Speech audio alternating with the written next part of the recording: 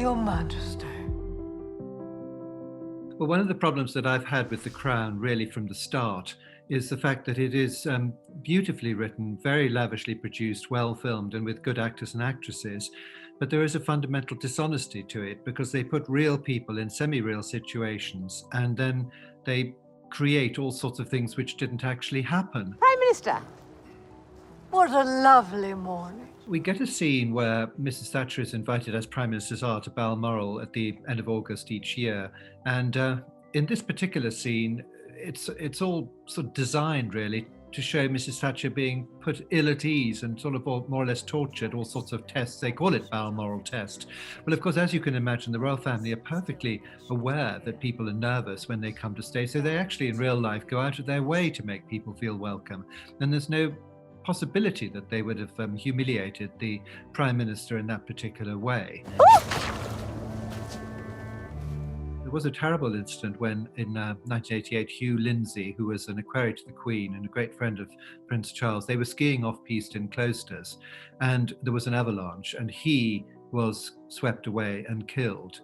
And so they decide to use this as a spur to have Prince Charles on the one hand saying, actually, he now realizes his life's too short and he wants to be with Camilla.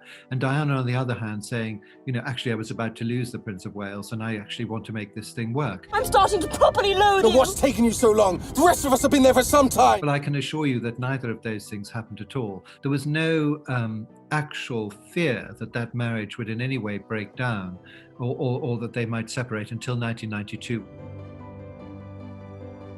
At the end of series 4, what I found was that the only person who came out of it well, really, was Diana.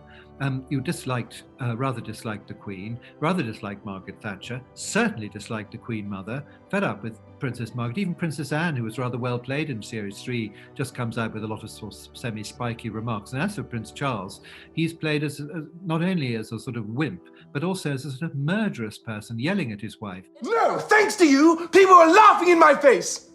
Booing the heir to the throne, booing the crown. Taking into no account whatsoever either what he had to put up with in that marriage, or indeed the constructive work that he was doing, which I guess would make boring television, but come on, at the end of that series, all you'd think he was doing was whinging about Camilla.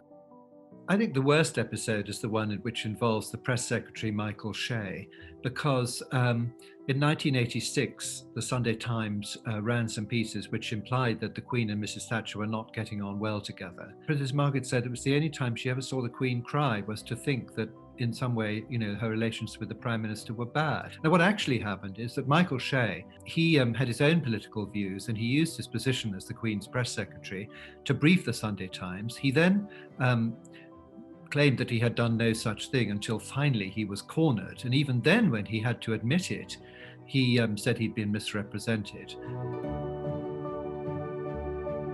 In 1987, it was revealed that two of the Queen Mother's nieces were had been in a mental hospital. One of them had just died, and that's when the press got to hear about it. There were indeed two nieces of the Queen Mother's, and three of their cousins, so 5 girls, had been put into Earlswood Mental Hospital in 1941. And they have the Queen Mother saying that at the time of the abdication, it was very important that there should be no hint of insanity in the royal family, and therefore these girls were locked up in a mental hospital. Darwin had nothing on you lot. Shame on all of you.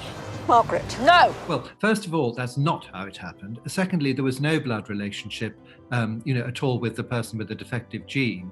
And I mean, to make her do that, I mean, I don't know what on earth they're trying to do. I mean, it's absolutely so far from the truth that it's almost unbearable.